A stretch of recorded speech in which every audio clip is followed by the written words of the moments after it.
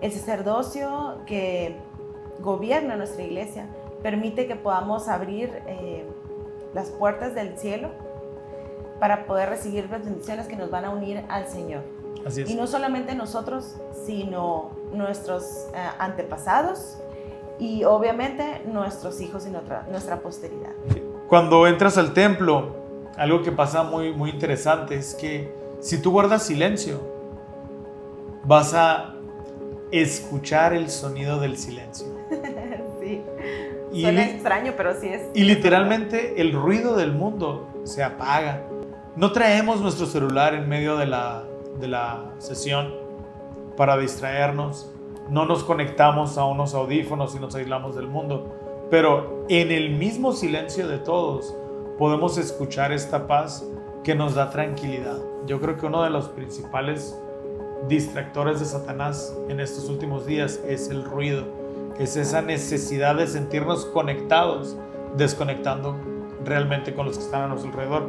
Y en el templo podemos disfrutar de este silencio a nuestra mente y estar listos para escuchar esos susurros despacitos del Espíritu que a veces se sofocan entre tanto Facebook, TikTok y redes sociales, ¿no? Esto es Ven, síguelo. Un enfoque práctico de las Escrituras con Adrián Diarte, Damara Durán y Eduardo Vadillo. Comenzamos.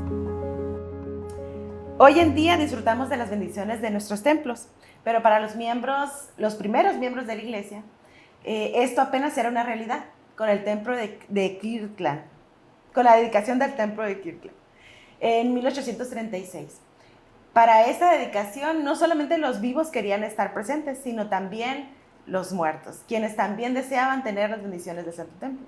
No era para menos la alegría de nuestros miembros, pues la casa del Señor de nuevo se encontraba sobre la tierra.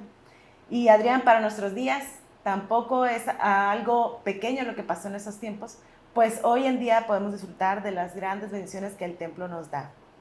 Bienvenidos, hermanos, a este episodio número 40 y tenemos un nuevo invitado. Bueno, ya te descubrí, Adrián, ni modos. Muchísimas gracias por acompañarnos el día de hoy y estrenando look. Estrenando nuevo look. Por temporada y media anduve con barba, hoy ya sin barba. Bueno, pues el día de hoy vamos a hablar de cosas bien importantes y vamos a hablar del templo. Todo santo de los últimos días debe de estar familiarizado con el templo y los convenios que hacemos ahí. Y fíjate, Damara, que el fin de semana pasado tuvimos nuestra conferencia de Destaca y vinieron algunas autoridades generales y nos enseñaban en cuanto a la manera en que el Señor ha venido apresurando su paso para que más personas en esta dispensación tengan un templo cerca de su casa. ¿Ok?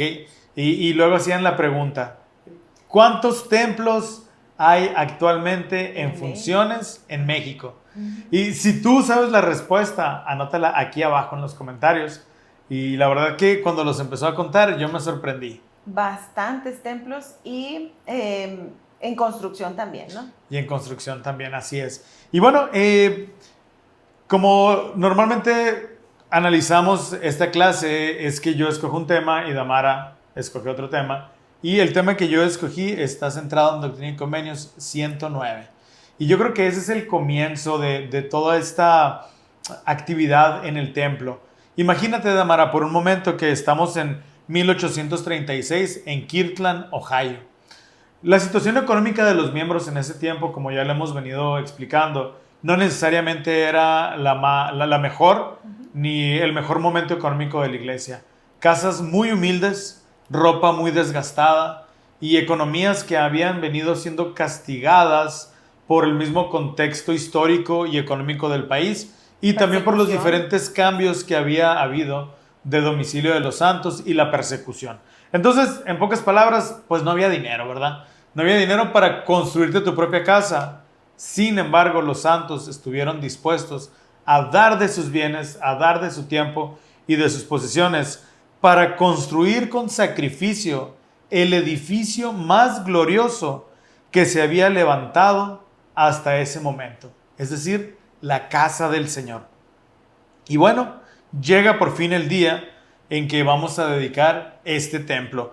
El profeta José Smith pronunció una oración que no salió de su imaginación. Esta oración fue una revelación dada por el mismo Señor, diciéndole a su profeta las palabras que debía de dirigir al Padre Celestial. Y esta oración la tenemos hoy en día para nuestro regocijo y para nuestro estudio en Doctrina y Convenios 109.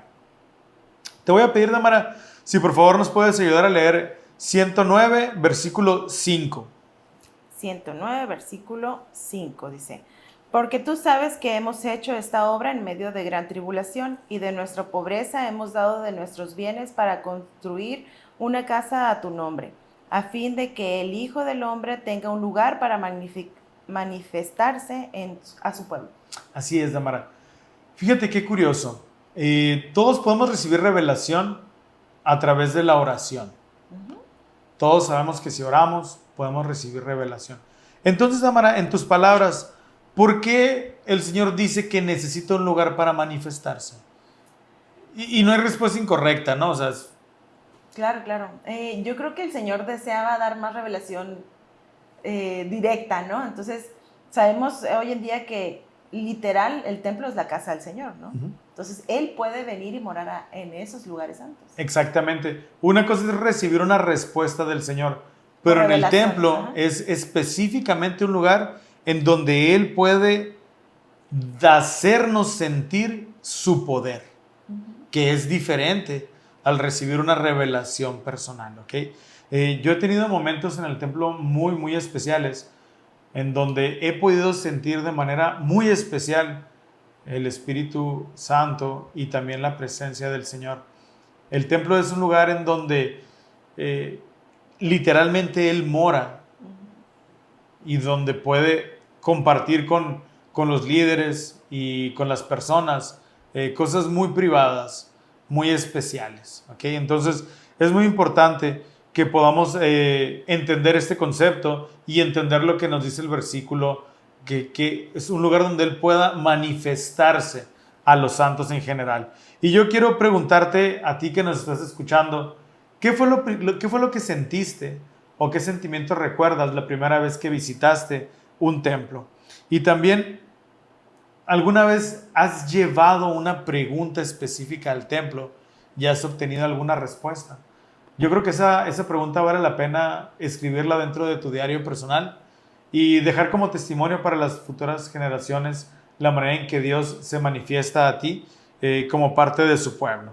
¿Okay? Y bueno, en los siguientes versículos, el profeta pide a través de esta oración que el pueblo pueda ir al templo y pueda salir del templo con poder para llevar su evangelio, vencer la tentación y ser llenos de gozo. En otras palabras, el templo es un lugar donde podemos recargar la pila, en donde podemos conectarnos directamente a la fuente del poder, ¿no? Y eso es precisamente lo que pasa. Cuando uno va al templo, puede recargarse de esta energía. Digo yo que es como un cargador original y de carga rápida. Sí. En 2 horas que estamos en la sesión, agarramos pila para la siguiente ocasión que vayamos al templo de Damara. Y bueno, porque seamos honestos, en este mundo tan agitado y tan rápido, muchas veces tratamos de agarrar energía de cargadores piratas. Por ejemplo, una frase emotiva que vemos en Instagram, o un video inspirador de TikTok, o a lo mejor algún podcast motivacional que llegamos a escuchar, pueden darnos tantita carga. Sí, ¿okay? Sí, de acuerdo. El ejercicio también. Y el ejercicio, y muchas otras cosas que nos pueden ayudar a sobrepasar. Pero bueno, algo especial que tienen estos cargadores rápido es que no afectan la batería. Fíjate qué curioso. Platicaba con un amigo que se dedica a la venta de celulares y él me decía que es bien importante que nosotros carguemos el celular el 100%. Porque cuando lo empezamos a acostumbrar a cargarlo al 40 o al 50, pierde su capacidad de cargarse completamente. Claro. Y aunque aparentemente la pila tenga un 100%, en realidad mantiene una carga del 40% y se le acaba más rápido. Entonces, quiero hacer esta analogía.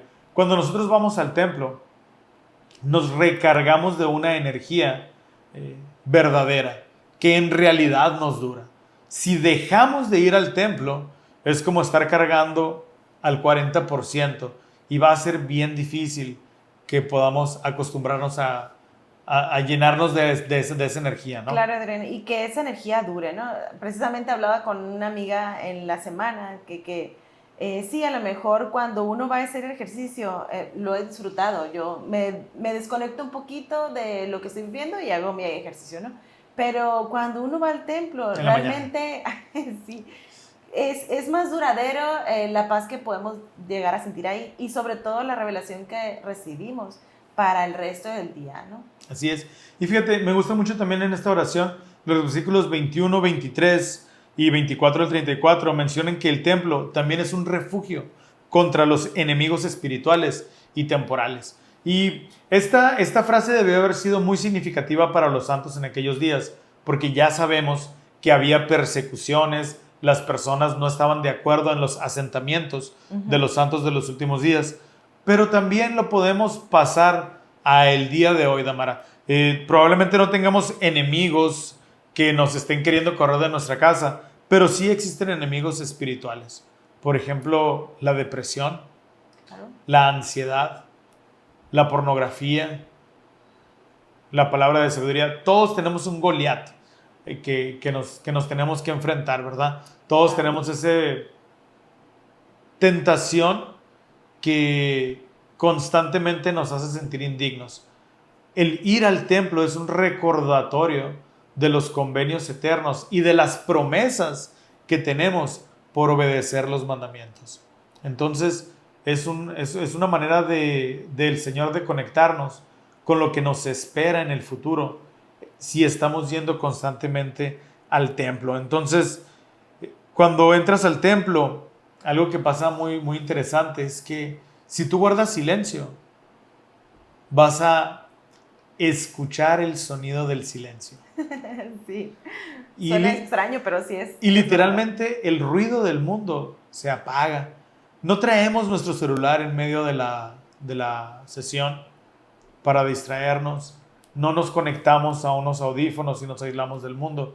Pero en el mismo silencio de todos podemos escuchar esta paz que nos da tranquilidad. Yo creo que uno de los principales distractores de Satanás en estos últimos días es el ruido. Es esa necesidad de sentirnos conectados, desconectando realmente con los que están a nuestro alrededor. Y en el templo podemos disfrutar de este silencio a nuestra mente y estar listos para escuchar esos susurros despacitos del Espíritu que a veces se sofocan entre tanto Facebook, TikTok y redes sociales, ¿no? Entonces, de manera personal puedo decirte que cuando entro al templo puedo sentir esa paz y puedo sentir esa tranquilidad sin sentir esa presión de tener mi dispositivo en la mano. Y bueno, por último, en versículos del 35 al 39, el profeta pide que las familias sean bendecidas. Pide que los hijos crezcan en fe y que el Señor santifique a su pueblo. Damara, esa promesa es probablemente el mayor incentivo que tenemos los padres de ir al templo, que ninguno de nuestros hijos se pierda, ¿no? Entonces, de manera personal, Damara, ¿cuál de las promesas que has hecho en el templo son más significativas para ti y por qué? Creo que el matrimonio, entrar en el convenio sempiterno del matrimonio es para mí allegarme al Señor. De hecho, como matrimonio estábamos pensando de cuántos hay involucrados en la relación. Y siempre hemos pensado que somos tres. Mi esposo, yo y el Señor. Muy bien. Se oye turbio, pero así es. Claro. El Señor es el que siempre debe estar involucrado en nuestras decisiones, sobre todo, ¿no? Y al estar bien como matrimonio, creo que me acerco más al Señor y enseño a mis hijos a respetar también a sus futuras bueno, parejas, familias, y así, ¿no? Creo que ellos también aprenden a sentir el amor en el hogar y se acercan al Señor también, cuando tienen la dulzura de un hogar centrado en el Señor, ¿no? Así es, para mí probablemente una de las promesas más importantes es que el Señor me conoce por nombre y sabe que a medida que yo vaya, Él va a ir dándome poco a poco esa revelación personal.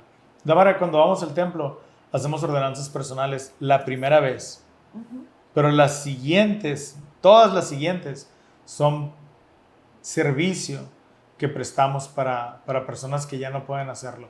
Y al mismo tiempo estamos sacrificando de nuestro tiempo y de nuestra voluntad, que probablemente es lo único nuestro que podamos ofrecerle al Señor.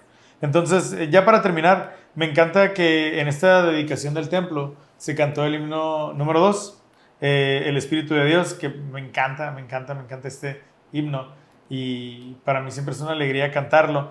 Y se cantó en esta dedicación y a partir de entonces cada templo que se dedica se canta nuevamente este himno.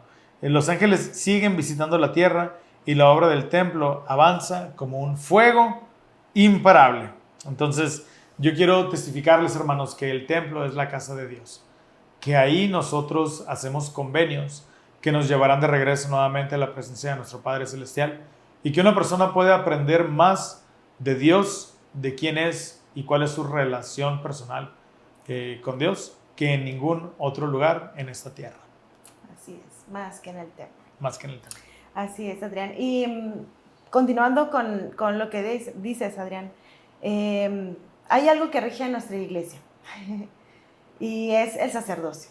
Así es. Cuando José Smith recibió a aquellos seres para poner sus manos sobre su cabeza y darle sacerdocio, pues le dio el sacerdocio y unas llaves. Pero me encanta que en la sección 110 aprendemos que el Señor le está dando a José Smith otras llaves.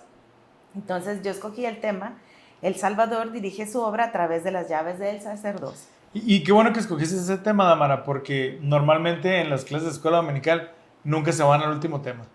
Nunca alcanza el tiempo, nunca llegamos a él, ¿no? Ajá, pero es sumamente importante que podamos aprender esta parte de la historia para poder amar lo que es el sacerdocio y las bendiciones que trae a nuestras vidas. Así es. Pues en la sección 110 se relata cuando Oliver Cowdery y José Smith están en el templo después de una reunión y se arrodillan a orar. Y entonces pasa algo que para mí es súper maravilloso. Todos recordamos la primera visión, ¿no?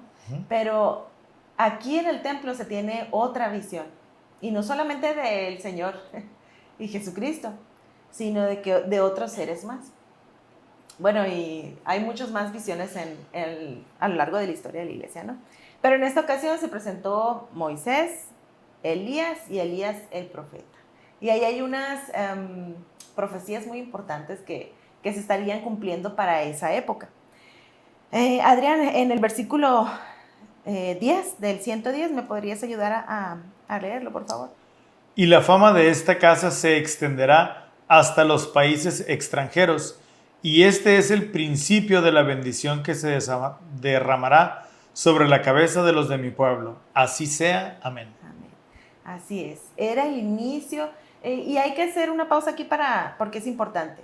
La casa del Señor estuvo en la tierra en algún momento, ¿sí? Pero vino la apostasía, se perdió porque existían templos para el Señor. El templo de Salomón, y así que habían ordenanzas importantes para... El templo de Nefin. Exacto. Muy bien, gracias por el dato, Adrián. Y entonces el gozo era que teníamos de nuevo las bendiciones aquí en la tierra por medio de ellos. Y el Señor nos iba a llenar de bendiciones por medio del templo. Y entonces en el versículo 11, 12 y 13 al 16 tenemos las siguientes visiones, que es Moisés el primero en el versículo 11. No los vamos a leer, pero vamos a ver de qué se trata, ¿no? Y entonces Moisés vino y dio las llaves del recogimiento de Israel. Y con esto, Adrián, nos referimos a la obra misional. A la obra misional. Entonces, y tú lo mencionaste ahorita, de esa casa saldrían investidos de poder para poder compartir el evangelio de Jesucristo. En el versículo 12, Elías recibe las llaves, José recibe las llaves por medio de Elías del Evangelio de Abraham, ¿sí? Que es el convenio abrámico. Todos nosotros somos miembros de la iglesia y pertenecemos a la iglesia del Señor y por ende a su familia. Entonces, yo estuve, la verdad, es un tema que me costó, Adrián, pero lo estuve investigando y el convenio abrámico implica desde que empezamos la senda de los convenios. El convenio del bautismo, que es por medio de que entramos a la familia del Señor, y todos los convenios que hacemos después propios, porque tú lo dijiste ahorita, hasta culminar con el más alto, que es el matrimonio. Pero son convenios que hacemos nosotros para nuestras mismas personas en el templo, ¿sí? Así es. El convenio abrámico es el nuevo y sempiterno convenio del matrimonio, del sellamiento. Uh-huh. Son dos maneras diferentes de decirlo, lo mencionan en el mensaje del presidente Russell M. Nelson ahí. Entonces, es el convenio que Dios hace con los mortales en diferentes épocas. No siempre existe, ¿okay? Pero en diferentes épocas de la existencia del mundo, Dios les da ese privilegio. Ajá. Tanto Adán y Eva entraron en ese convenio, ¿no? Desde que nos bautizamos hasta que nos unimos en matrimonio también. Uh-huh. Y en los versículos del 13 al 16 tenemos a Elías el profeta. Aquí pasa algo súper importante. Se está cumpliendo una profecía que se dijo en Malaquías. Sí, ¿verdad? Si no me equivoco. Sí, es correcto. Y, Adrián, ¿te acuerdas más o menos la escritura? Bueno, voy a leer lo que dice el versículo 13 al 16, sí. En lo que lo encuentras. Sí, dice, sí. Elías el profeta y el poder para sellar que se manifiestan a través de la obra del templo y de historia familiar. Y bueno, y nos hace una pregunta muy importante. ¿Por qué crees que el Padre Celestial quiere que estés conectado con tus antepasados mediante las ordenanzas del templo? Y de manera personal, yo, por ejemplo, tuve una relación muy especial con mi abuela. Y para mí es importante saber que después de esta vida voy a estar conectado con ella. Pero para ella era muy importante volver a ver a su mamá, quien yo no conocí. Y constantemente me hablaba de ella. Entonces yo tengo ganas de conocer a doña Caro. De hecho, es tanto el amor que yo tengo por mi bisabuela, que no conocí, que mi hija se llama Carolina. Ajá, sí. Y qué bonito es saber que por medio del templo podemos unir a familias por la eternidad, ¿no? En el versículo 14 dice, he aquí ha llegado plenamente el tiempo del cual se ha hablado por boca de Malaquías, especificando que él, Elías el profeta, sería enviado antes que viniera el día grande y terrible del Señor. En la semana estaba platicando con mi hija sobre esto, ¿no? ¿Cómo podemos saber si está cerca la venida del Señor? Pues porque ya vino Elías el profeta a conferir las llaves a José en ese entonces, que era lo que iba a unir las generaciones, ¿no? Y entonces la escritura de Malaquías dice que haré volver el corazón de los padres a los hijos y de los hijos a los padres. Y eso se lleva a cabo a través de la investigación genealógica y el trabajo de historia familiar en el templo. Así es. Y entonces, Adrián, pues en el templo, en esa visión, tuvimos lo que era el recogimiento de Israel, la obra misional, el convenio sempiterno y pues lo que vendría siendo unir a las familias por la eternidad. ¿Y de qué manera nosotros, como miembros de la iglesia, tenemos una responsabilidad con la salvación y la exaltación de los miembros de la iglesia? Sabemos que nosotros como miembros de la iglesia debemos de preocuparnos por nuestra misma salvación, por las necesidades de nuestro prójimo, por compartir el evangelio y por unir a las familias por la eternidad. Entonces el templo viene siendo una gran función en nuestras vidas para eso. Claro, Damara, yo lo veo de la siguiente manera. La gran promesa que tenemos, si guardamos los convenios y con la gracia de Jesucristo, es llegar a ser como nuestro Padre Celestial. Así es. Entonces el templo es un campo de entrenamiento para que tú te conviertas en un Dios. Tenemos la promesa de que somos Dios en potencia. Entonces, la mayor expresión de amor de nuestro Padre Celestial es mandarnos aquí a la tierra y ayudarnos. La mayor expresión de amor de nuestro Salvador fue realizar la expiación, en donde dio todo de Él para que nosotros podamos cumplir la misión del Padre. Y cuando nosotros vamos al templo, ejemplificamos o emulamos esos sentimientos y acciones. Porque, como te dije, de la segunda vez en adelante no vamos para nosotros, vamos por los demás y perdemos todo interés en nosotros y damos de nuestro tiempo para que otros más puedan recibir la salvación. Es decir, estamos haciendo lo mismo que hizo nuestro Padre y lo mismo que hizo Jesucristo, entrenando para llegar a ser como Él. Así es, Adrián. Y lo más hermoso de esto, hermanos, es que todo esto podemos obtenerlo por medio del sacerdocio. No encontré el discurso, pero es uno de los discursos que dio el profeta recientemente, donde hace la aclaración de que sin las llaves del sacerdocio, tenemos el sacerdocio, pero sin las llaves del sacerdocio, que es lo que da poder para poder usar el sacerdocio y hacer todas estas ordenanzas, nuestra iglesia vendría siendo cualquier otra institución que solo hace mejorar nuestras vidas. Y esa es la gran bendición que tenemos como miembros de la iglesia.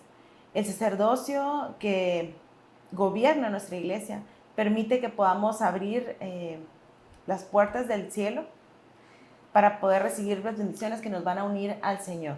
Así es. Y no solamente nosotros, sino nuestros antepasados y obviamente nuestros hijos y nuestra posteridad. En abril del 2024, el presidente Russell M. Nelson dio el discurso titulado Regocíjense en el don de las llaves del sacerdocio. Y creo que el párrafo que te refieres es el siguiente. Dice: las llaves del sacerdocio diferencian a la iglesia de Jesucristo de los santos de los últimos días de cualquier otra organización de la iglesia en la tierra. Hay muchas otras organizaciones que pueden hacer y en efecto hacen que su vida terrenal sea mejor. Pero no hay ninguna otra organización que pueda influir y que influirá en su vida después de la muerte. Las llaves del sacerdocio nos otorgan la autoridad para extender todas las bendiciones prometidas a Abraham a cada hombre o mujer que guarde los convenios. La obra en el templo pone estas bellas bendiciones al alcance de todos los hijos de Dios, sin importar dónde o cuándo hayan vivido o vivan ahora. Regocijémonos de las llaves del sacerdocio que de nuevo se hallan sobre la tierra. Exactamente. ¿Le atiné al pedacito? Exactamente ese era, Adrián. Y yo quisiera terminar, hermanos, con mi testimonio de que esta es la iglesia de Jesucristo.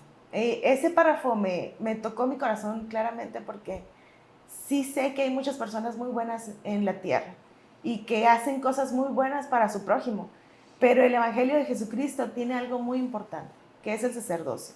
Y sin él podríamos hacer muchas cosas buenas, pero hasta ahí se quedaría. Pero con el sacerdocio podemos perpetuar esto, tanto a nuestros antepasados como a las gentes que vienen. Y yo la verdad deseo para mis hijos toda la felicidad y las cosas buenas del mundo, y creo que la podemos adquirir si nos acercamos al Señor por medio de su evangelio. Y yo de veras les invito a que puedan conocer la iglesia de Jesucristo de los santos de los últimos días.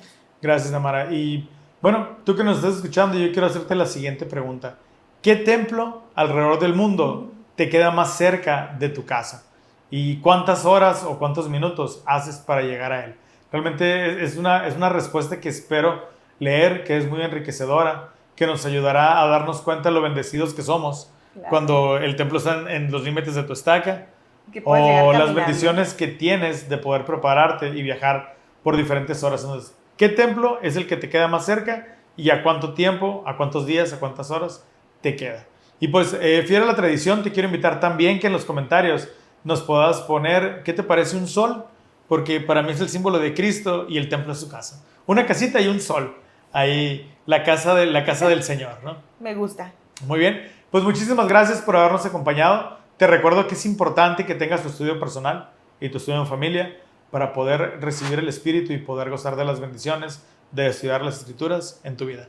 Muchísimas gracias y nos vemos la próxima semana. Hasta la próxima. Esto fue Ven, síguelo. Un enfoque práctico de las Escrituras con Eduardo Vadillo, Damara Durán y Adrián Diarte. Hasta la próxima.